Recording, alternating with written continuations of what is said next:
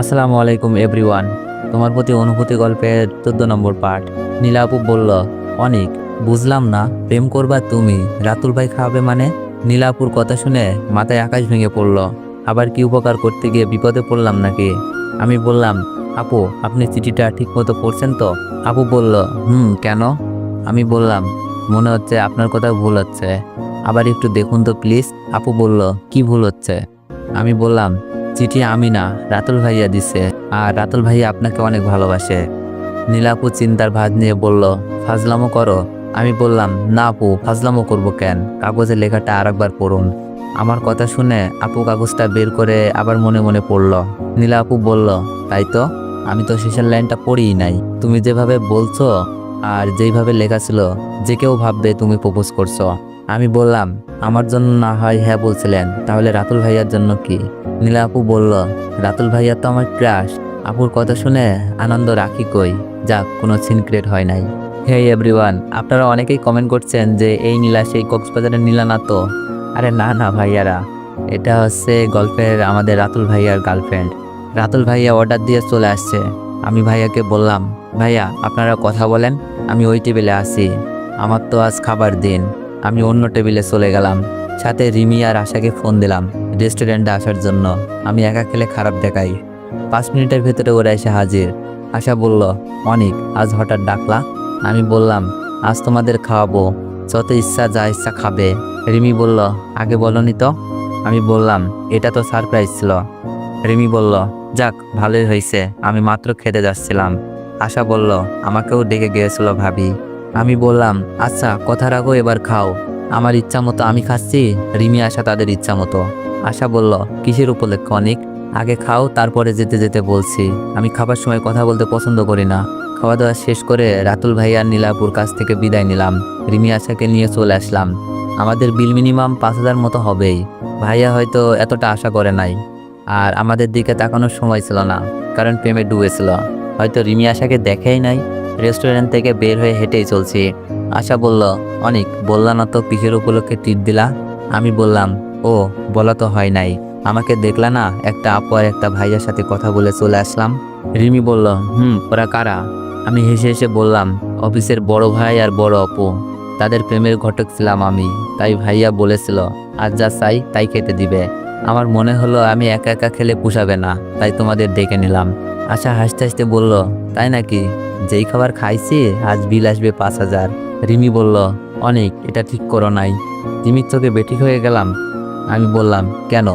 আমরা তো জোর করে খাই নাই, আমাদের খাওয়াইছে। রিমি বলল, না, তোমাকে শুধু বলেছিল খেতে, আমাদেরকে না। আমি বললাম, আচ্ছা দাঁড়াও। মোবাইলটা বের করে রাতুল ভাইয়াকে ফোন দিলাম। রাতুল ভাইয়া বলল, হ্যালো অনেক, বলো। আমি বললাম, ভাইয়া বিলটা কি একটু বেশি চলে আসলো? রাতুল ভাইয়া বলল, আরে যেই কাজ করে দিছিস, আরও একদিন ইচ্ছা মতো খাইস, সমস্যা নাই, কিন্তু তুই এত খাবার খেলি কি করে? আমি বললাম, সরি ভাইয়া, আপনাকে বলা হয় নাই, সাথে গার্লফ্রেন্ড আর বান্ধবী ছিল। রাতুল ভাইয়া বলল, আমার সাথে দেখা করাসনি কেন? আমি বললাম, আপনি তো নীলাপুর সাথে প্রেম করছিলেন। রাতুল ভাইয়া বলল, আচ্ছা একদিন দেখা করাস। আমি বললাম, আচ্ছা ভাইয়া, বাই, পরে কথা হবে।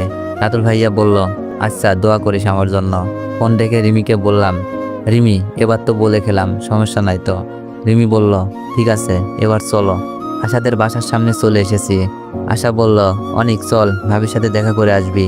আশা তাদের বাসায় নিয়ে যেতে চাইলো। আমি বললাম, আজ না, অন্য দিন, আজ পেট ভরে আছে। আশা বলল, তোরা তো দেখা করবি, খেতে কে বলছে? শুধু দেখা করলে হবে? আচ্ছা যা, কাল দেখা করব, অনেক রাত হয়েছে। আশা থেকে বিদায় নিয়ে বাসায় চলে আসলাম। ফ্রেশ হয়ে ঘুমাতে গেলাম। রাতে অপরিচিত নাম্বার থেকে ফোন। আমি বললাম, হ্যালো আসসালামু আলাইকুম, কে বলছেন? অনেক, আমি তোমার ভাবি। প্রায় 1 বছর পর ভাবির ফোন, কিন্তু ওর নাম্বার পেলো কোথা থেকে? তো এভরিওয়ান, গল্পটা কেমন লাগতেছে সবাই একটু কমেন্টে জানাবেন তো। আমি অবাক হয়ে বললাম, ভাবি তুমি নাম্বার পেলে কোথায়? ভাবি কান্না মাখা ভাব নিয়ে বলল, কি মনে করছো তুমি? তুমি কথা না বললে সবকিছুর সমাধান হয়ে যাবে? আমি বললাম, সরি ভাবি, একদিন কথা বলার কারণে তোমাকে 1 মাস বাপের বাড়ি থাকতে হয়েছে। আমি চাই না আমার জন্য আর কোনো সমস্যা হোক। না অনেক, এখন সময়টা আগের মতো নাই। পরিবারের সবাই যেন নিস্তেজ হয়ে গেছে, কেউ কারোর সাথে কথা বলে না, খুব দরকার ছাড়া। ভাবির কথাগুলো কান্নামাখা কণ্ঠে শোনা যাচ্ছে। একটা সময় ছিল আমাদের পরিবারটা হাসি খুশিতে মেতে থাকতো। কেউ কখনো মন খারাপ করে থাকতে পারে নাই, কেউ না কেউ মন ভালো করে দিত। আমি বললাম, কেন ভাবি, এমন পরিবর্তন কেন? কথাটা বলতে চোখ থেকে কয়েক ফোঁটা পানি গড়িয়ে পড়ল। ভাবি বলল, কেন জানো না, মিথিলার মিথ্যা অভিনয় হয়তো আম্মু আব্বুর মুখে রাগ হয়েছে, কিন্তু মন থেকে ঠিকই বলছে আমাদের ছেলেটা এত খারাপ না। ভাবি হয়তো সত্যি কথা বলছে। আমি বললাম, হতে পারে। আম্মু কেমন আছে আর আব্বু? ভাবি বলল, আম্মু শরীরটা তেমন ভালো না, আজই ডাক্তার দেখিয়ে আসলাম, প্রেশার বেড়ে গিয়েছিল। ভাবির কথা শুনে আম্মুর জন্য মনটা কেঁদে উঠল। কান্নামাখা কণ্ঠে বললাম, আম্মুর যত্ন নিও আর আব্বুর খেয়াল রাখো। ভাবি বলল, অনেক, বাসায় চলে আসো, হয়তো সবাই তোমাকে মেনে নিবে। আমি বললাম, না ভাবি, মেনে নিলেও মিথ্যা অপবাদ নিয়ে বাসায় যাওয়া সম্ভব না। আমি চাই না আমার চরিত্রের দাগ নিয়ে বাসায় থাকতে। ভাবি বলল, অনেক, তুমি কি আর ফিরবা না? আমি বললাম, ফিরবো তো, তবে সম্মান নিয়ে। ভাবি বলল, আচ্ছা অনেক, তোমার কোনো সমস্যা হচ্ছে না তো খাওয়া দাওয়ার? আমি বললাম, না ভাবি, সব কিছু খুব ভালোভাবেই চলছে। ভাবি, এখন রেখে দাও, কেউ দেখলে সমস্যা হবে। কথাটা বলে মোবাইলটা রেখে দিলাম। সকালে ঘুম থেকে উঠেই কলেজ, তারপর অফিস, আবার বাসা, এভাবেই চলছে দিনকাল। খুব ভালোই চলছিল। মাঝে মাঝে আম্মু আব্বুর জন্য মন কেঁদে ওঠে। এত অল্প বয়সে এত বড় একটা অপবাদ নিয়ে বাড়ি থেকে বাইরে বেঁচে থাকাটা হয়তো অনেক কষ্টের হতো, কিন্তু ঘটনাচক্রে আজ রিমিদের বাসায় থেকে সবকিছুই পাচ্ছি। আঙ্কেল আন্টি নিজের ছেলের মতো ভালোবাসে, আর রিমির কেয়ার, সবকিছু মিলিয়ে খুব ভালোই আছি। জানি না এই ভালো থাকাটা আর কতদিন থাকবে, কারণ রিমি আমাকে ভালোবাসে, আর আমিও দিন দিন রিমির প্রতি দুর্বল হয়ে পড়ছি। আমি না, আমার মনে হয় যে কেউ রিমির ভালোবাসার মূল্য না দিয়ে থাকতে পারতো না। এত ভালোবাসা, এত কেয়ার একটা সত্যিকারের ভালোবাসার ইঙ্গিত দেয়। তবে রিমিকে নিয়ে খুব ভয় হয় মাঝে মাঝে, যে আবেগ দেখিয়ে ফেলে। চিন্তার বিষয় হলো, যদি কোনো কারণে রিমি আমাকে না পায় বা আঙ্কেল আন্টি এই ব্যাপারটা না মেনে নেয়, রিমি না উল্টোপাল্টা করে বসে। আর আঙ্কেল আন্টি আমার সাথে রিমির ব্যাপারটা আসলেই মেনে নেওয়ার মতো না। হয়তো যে কোনো বাবা মা তার মেয়েকে এমন ছেলের হাতে তুলে দেবে না, এই ভয় নিয়ে সব সময় পার করছি। দেখতে দেখতে চলে গেল আরও কিছুদিন। সামনে এইচএসসি পরীক্ষা, মানে আর 15 দিন। প্রিপারেশন আলহামদুলিল্লাহ অনেক ভালো। আমাকে অনেক ভালো করতে হবে, নিজের পায়ে দাঁড়াতে হবে, রিমির যোগ্য হতে হবে। রিমির ভালোবাসার মূল্য হয়তো এভাবেই দিতে হবে, কারণ আবেগে ভালোবাসা হয় না। নিজের পায়ে দাঁড়াতে পারলে, ভালো কিছু করতে পারলে হয়তো আঙ্কেল আন্টিও আমাকে মেনে নিতে পারে। আর আমি কখনো আঙ্কেল আন্টির কথার বাইরে যেতে পারবো না। না জানি কোনোদিন বলতে পারি কিনা আমি রিমিকে ভালোবাসি, বিয়ে করতে চাই। আমি যখন মাধ্যমিক পরীক্ষা দিই, আম্মু আমার পাশে রাত 1টা পর্যন্ত বসে থাকতো, চা কফি বানিয়ে দিত, আর ভয় পাবো বলে আমার রুমেই শুয়ে থাকতো। খুব মিস করি সেই সময়টা, হয়তো আর ফিরে আসবে না। রাতে ভাবিকে ফোন দিলাম, আসসালামু আলাইকুম ভাবি। ভাবি বলল, ওয়ালাইকুম আসসালাম, কেমন আছো অনিক? আমি বললাম, ভালো না, আম্মুর কথা খুব মনে পড়ছে। সামনে তো পরীক্ষা, আম্মুর কাছ থেকে দোয়া নেওয়ার জন্য খুব ইচ্ছে করছে, সেই সাথে আম্মুর কণ্ঠটা শুনতে মন চাচ্ছে। ভাবি বলল, আম্মুর কাছে দিব? আমি বললাম, আম্মু কি কথা বলবে? আর সবাই তো জেনে যাবে তুমি আমার সাথে কথা বলো, পরে যদি আবার সমস্যা হয়। ভাবিকে আর বিপদে ফেলতে চাই না। ভাবি বলল, কি করবো এখন? আমি বললাম, আম্মুর নাম্বারটা দাও, আগের নাম্বারটা খুঁজে পাচ্ছি না। ভাবলাম কথা না বলুক, কণ্ঠটা শুনতে পারলেও তো পারবো। ভাবি বলল, দিচ্ছি। ভাবি ফোনটা রেখে টেক্সট করে নাম্বার দিল। নাম্বারটাই কল দিচ্ছিলাম আর হাত কাঁপছিল। আম্মু কি আমার পরিচয় পেয়ে নিজেকে কন্ট্রোল করতে পারবে না, নাকি পরিচয় পাওয়া মাত্রই ফোনটা রেখে দিবে? রিং হচ্ছে। হ্যালো, আসসালামু আলাইকুম। আম্মুর কণ্ঠ শুনে সাথে সাথে চোখ বেয়ে পানি নেমে আসলো। এই কণ্ঠটা যে আমার চিরচেনা, এত মধুর কণ্ঠ আমার আম্মুর। আম্মুর কণ্ঠ আরেকবার শোনার জন্য চুপ মেরে থাকলাম। আম্মু আবার বলল, হ্যালো, কে? কথা বলছেন না কেন? আম্মু, আমি অনিক, কেমন আছো তুমি? কান্না না করে আর পারলাম না। কে অনিক? আব্বা আমার, কই তুই? কেমন আছিস? কোথায় আছিস? একবারও কি আম্মুর কথা মনে পড়ে নাই? তোর জন্য বাবা আমার কি কষ্ট, তোর জন্য আমার চোখের পানির জোয়ার নামে। বাবারে, কাউকে বলতেও পারি না, বুঝাইতেও পারি না। তোর মুখে মা ডাক শোনার জন্য মনটা ব্যাকুল হয়ে আছে। তোর কোনো খবর পাই না। এতদিন পর মাকে মনে পড়লো। আম্মু আমার পরিচয় পেয়ে হয়তো নিজেকে কন্ট্রোল করে রাখতে পারে নাই, আম্মুর সাথে সাথে কেঁদে দিল। আমি বললাম, আম্মু, আমি তোমাকে যতবারই কল দিতে গেছি বুকের ভিতরে ভয় করতো। না জানি আমার ফোন পেয়ে তুমি বিরক্ত বোধ হও।